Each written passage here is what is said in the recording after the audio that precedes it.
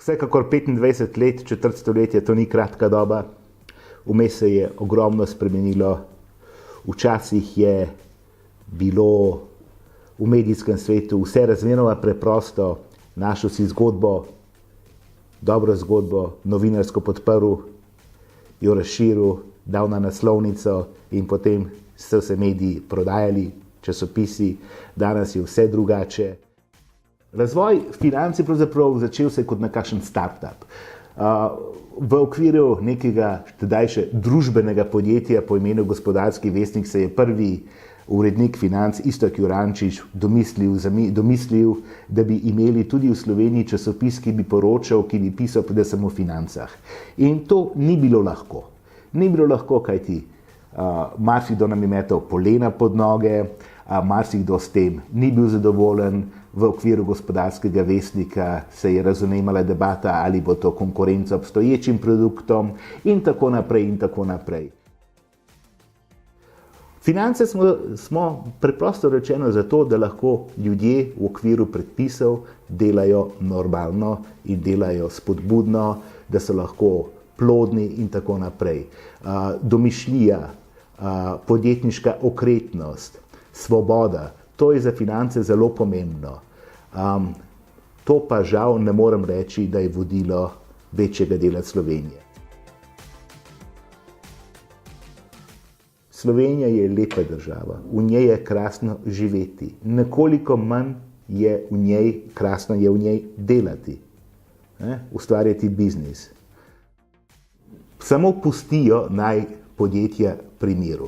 Razumljivo je, da davki morajo biti. Razumljivo je, da država je tudi za gospodarstvo pomembna in da mora biti gospodarstvo kot vse drugi družbeni podsistemi regulirano. Vendar sprega med gospodarstvom in politiko oziroma politiko in gospodarstvom in način, kako politika z birokracijo, s prevelikimi obremenitvami duši gospodarstvo, vse to je velikokrat povsem neznosno. Mnoge anomalije v Sloveniji so pravzaprav povezane s tem, da država in politične stranke ne želijo pustiti nadzora. Mi si v principu smo zelo težko privatizirali dobršen del gospodarstva, še vedno je tukaj zelo veliko za postoriti. Skratka, državni objem ne popušča v tej državi in na tem področju smo mogoče celo med največjimi nazadnjaki v Evropi. Sam bi rad sestavil takšno vlado, ki bi bila politična vlada, ki bi razumela Slovenijo, vendar politika kot taka v Sloveniji ni priznan poklic. Politične stranke so tu marsikaj zamudile. Namesto da bi šolale generacije politikov, so strankarski vrhovni poglavarji raje držali moč pri sebi in je nikoli niso želeli čisto zares pustiti. Namesto da bi šolali mlade, talentirane ljudi, ki bi se spoznavali z obrtjo, umetnostjo, uničenostjo politike, so rajš držali oblast pri sebi. Oprostite mi, če vidim Slovenijo mednarodno, če vidim Slovenijo svobodno.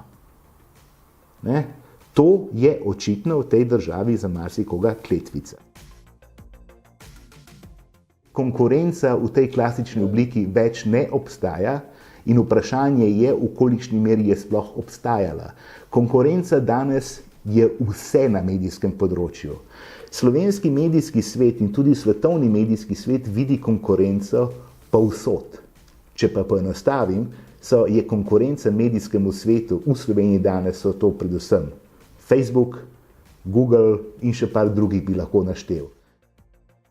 Lahko rečem, da bo tisk na financah še kar dolgo obstajal, nič ne kaže na to, da se bo v bližnji prihodnosti ukinil. Nič ne kaže na to.